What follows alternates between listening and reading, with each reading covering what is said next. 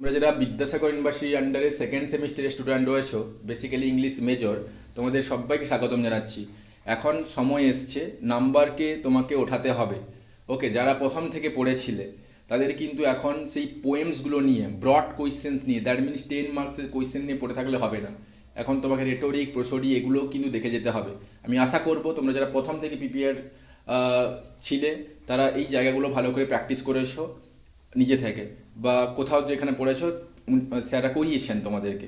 এটা তোমাকে মাথায় রাখতে হবে, এই জায়গাগুলো এখানে দেখতে হবে। শুধু ট্রেন নিয়ে পড়ে থাকলে হবে না, কারণ 2 মার্কস রেটোরিক অ্যান্ড প্রোসোডি এই জায়গাগুলো তোমাকে স্কোর হাই করতে সাহায্য করবে। দ্যাট মিনস এগুলো এখন ফোকাস করার time.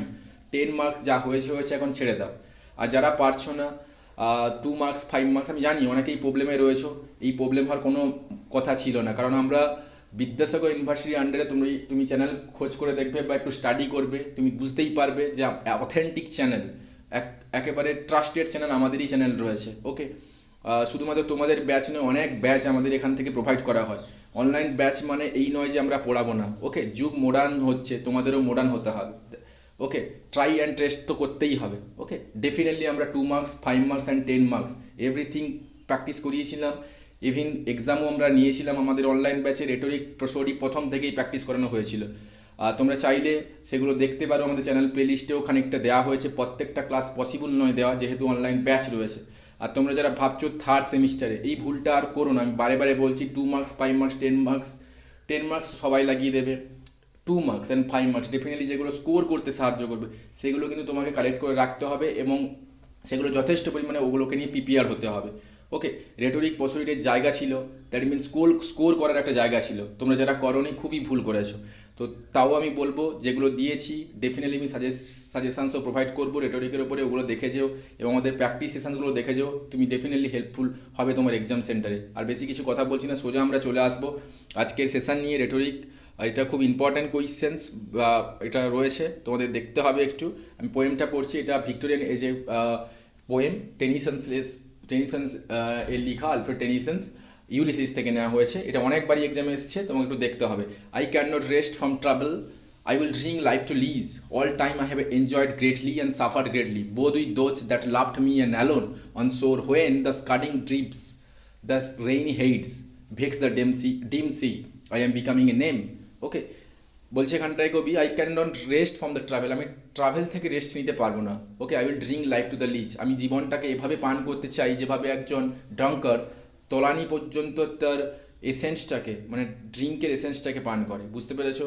All that I have enjoyed greatly, প্রত্যেকটা সময় যখন আমি সিতে গেছি এবং কোনো ল্যান্ড ডিসকভারে গেছি, প্রত্যেকটা সময় আমি কিন্তু এনজয় করেছি, সঙ্গে সঙ্গে সাফারও আমি ফিল করেছি।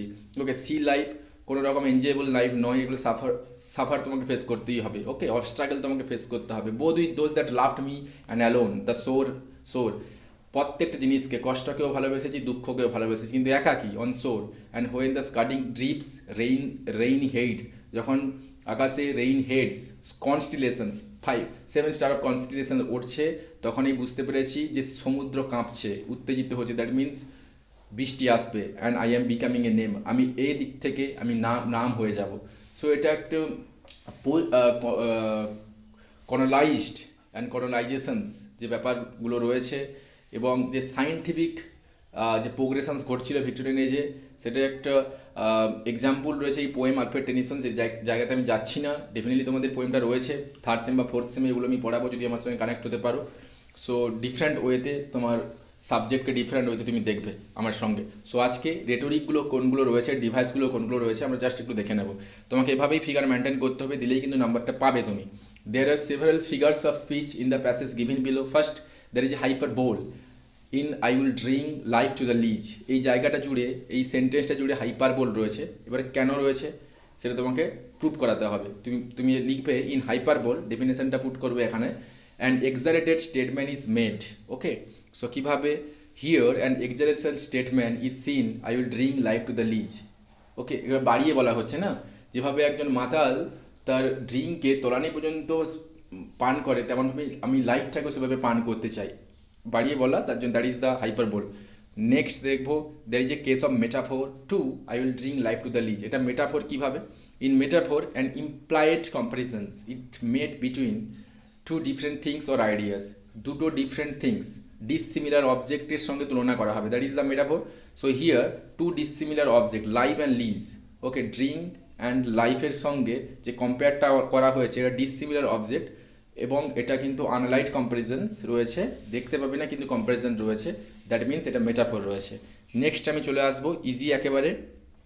There are two cases of antithesis in I have enjoyed greatly and suffered greatly, and both is those that loved me and alone.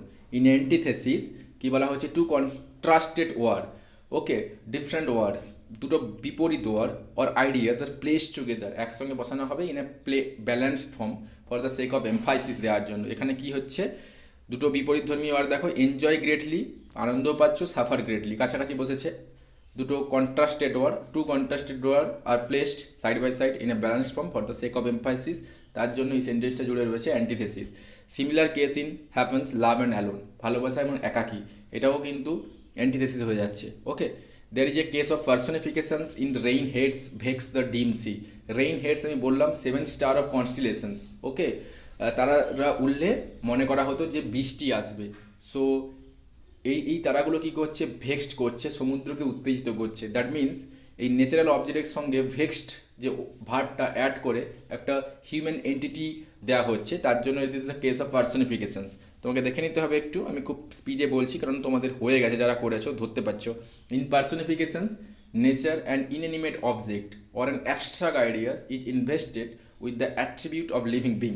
So here Hades and natural element constellation of star is invested with the attributions of a living being in the verb vexed. There is a case of allusions in Hades. তোমাকে নিজেকে একটু করে নিতে হবে এটা।